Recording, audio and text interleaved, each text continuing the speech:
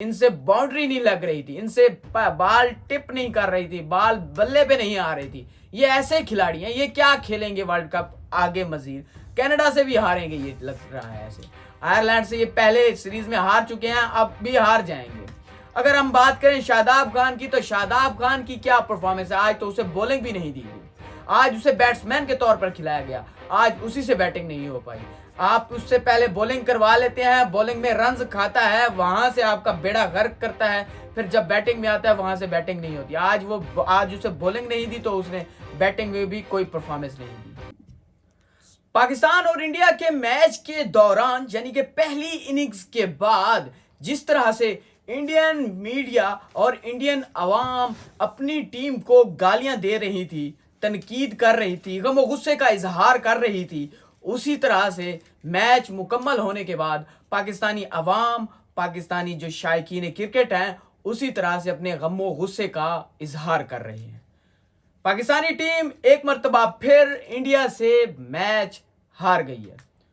2021 में ऐसा हुआ था कि पाकिस्तान इंडिया से मैच जीता था, 2022 में हुआ था कि पाकिस्तान इंडिया से मैच हार गया था, और 2024 में भी ऐसा हुआ है कि पाकिस्तान T20 वर्ल्ड कप में मैच हार गया।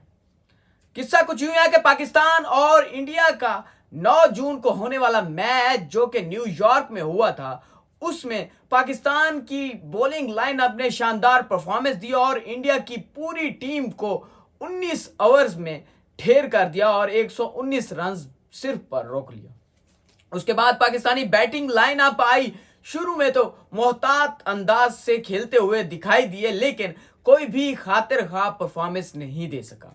बाबर आजम कप्तान और मोहम्मद रिजवान को दुनिया की बेहतरीन ओपनिंग जोड़ी कहा जाता है, आज वो ओपनिंग जोड़ी भी नाकाम हुई है। आज क्या, उससे पहले भी आप उठा के देख लें तो वो मुसलसल नाकाम होते दिखाई दे रहे हैं। उसी के साथ साथ अगर वन डाउन पोजीशन पर आए तो उस्मान खान ने भी कोई अच्छी परफॉर्मेंस नहीं दी, और अगर फोर्थ डाउन यानी कि फखर जमान की बात करें तो फखर जमान आज ना चल सके। और उसके साथ साथ शादाब खान, इमाद वसीम, इफ्तिखार अहमद, किसी भी खिलाड़ी को उठा लें, किसी भी प्लेयर को उठा लें, तो किसी ने कोई शानदार कोई परफॉर्मेंस दी ही नहीं है। अगर परफॉर्मेंस दी होती तो हम 119 रन बना लेते। हमारी टीम में से मोहम्मद रिजवान अगर खड़ा रहा है, 31 रन बना के गया है, तो उसने 44 बालों का सामना किया है, और वो 44 बालें पाकिस्तान पे बोझ बन गई। और उसी के साथ साथ जो बाबर आजम अगर खड़े रहे हैं तो 10 बालें खेली और 13 रन बनाए हैं।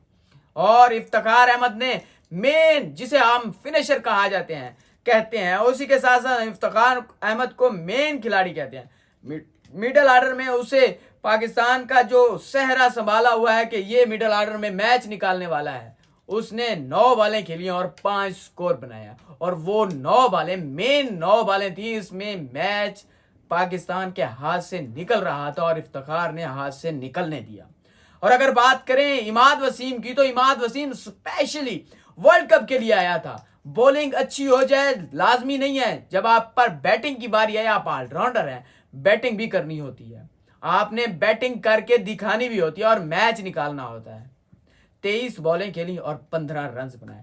इमाद वसीम भी इफ्तिखार अहमद की तरह ऐसे खिलाड़ी हैं, इन्हीं के वक्त जब ये बैटिंग कर रहे थे, पिच पर मौजूद होते, तो ये मैच हाथ से निकल रहा था, मैच हाथ से दिखाई दे रहा था कि मैच आहिस्ता आहिस्ता निकल रहा है, और ये खड़े रहे। इनसे बाउंड्री नहीं लग रही थी, इनसे बाल टिप नहीं कर रही थी, बाल बल्ले पे नहीं आ रही थी। ये ऐसे खिलाड़ी हैं, ये क्या खेलेंगे वर्ल्ड कप आगे मजीद। कनाडा से भी हारेंगे ये लग रहा है ऐसे। आयरलैंड से ये पहले सीरीज में हार चुके हैं, अब भी हार जाएंगे। अगर हम बात करें शादाब खान की, तो शादाब खान की क्या परफॉर्मेंस है। आज तो उसे बॉलिंग भी नहीं दी गई, आज उसे बैट्समैन के तौर पर खिलाया गया, आज उसी से बैटिंग नहीं हो पाई। आप उससे पहले बॉलिंग करवा लेते हैं, बॉलिंग में रन्स खाता है, वहां से आपका बेड़ा गर्क करता है, फिर जब बैटिंग में आता है वहां से बैटिंग नहीं होती। आज उसे बॉलिंग नहीं दी तो उसने बैटिंग में भी कोई परफॉर्मेंस नहीं दी, बैटिंग में भी उसी तरह से नाकाम होके वापस चला गया। अगर हम बात करें अगर बॉलिंग में से शहीन शाह अफरीदी ने 1 बॉल खेली, उन्होंने 0 कोई रन नहीं बनाया, वो बॉलर थे। लेकिन जब नसीम शाह आया तो नसीम शाह ने 4 बॉलें खेली और 10 रन बनाए हैं। इससे बेहतर जितनी भी बैट्समैन ऊपर हैं सबसे बेहतरीन तो नसीम शाह था। कम अज कम आके कोई ना कोई आगे पीछे पे साइड पे खेल के जब उन्होंने स्वीप शॉट खेली और उसी के साथ साथ नीचे एक शॉट खेल के दो चौके लगा के कम अज कम अपनी जो खेलने की कोशिश तो दिखाई दी कि वो कोशिश कर रहा था मैच जीतने की। आपके बैट्समैन से शॉट नहीं लग रही थी, बॉल बल्ले पे आ ही नहीं रही थी। हम यूएसए से हार चुके हैं, हम यूएसए से बदतरीन शिकस्त हुई है, हमें इंडिया से भी बदतरीन शिकस्त हुई है। अब हमारा मैच कनाडा के साथ है। हमें लग रहा है कि मुझे लग रहा है कि पाकिस्तान कनाडा से भी हार जाएगा। पाकिस्तान की जो इस वक्त हालत हो चुकी है ये कनाडा के खेलने के काबिल भी नहीं रही। इसी के साथ साथ हम आयरलैंड से पहले सीरीज में हार चुके हैं, अब लग रहा है कि आयरलैंड से भी हम हार जाएंगे। हमारी सूरत हाल कुछ इस तरह से हुई है कि पल में तोला पल में मासा। बॉलिंग अच्छी हो गई है तो बैटिंग खराब हो गई है, अगर हमारी बैटिंग अच्छी हो जाती है तो बॉलिंग खराब हो जाती है। लेकिन हमारी किस्मत में जीत नहीं है। मैच से पहले कहा जा रहा था कि टॉस पे डिपेंड करता है, जो टॉस जीतेगा वो मैच भी जीतेगा। टॉस भी जीते, अपनी मर्जी का फैसला किया, बॉलिंग भी की, बॉलिंग अच्छी भी की, लेकिन बैटिंग अच्छी नहीं की, फिर मैच भी हार गए। हमारी किस्मत खराब है, हमें अपनी किस्मत के बारे में सोचना होगा। हमें अब हम दोबारा से उसी सूरत में हाल में आ गए हैं, दूसरों के रहमो करम पे आ गए हैं कि वो जीतेगा वो हारेगा, जीतेगा वो हारेगा, तब जाके हम आगे क्वालिफाई करेंगे। ऐसी सूरत हाल में तो पाकिस्तान को खुद शर्म आनी चाहिए और स्टेप डाउन करके वापस आ जाना चाहिए, जो सूरत हाल हो चुकी है पाकिस्तानी टीम की। बहुत शुक्रिया, अल्लाह हाफिज।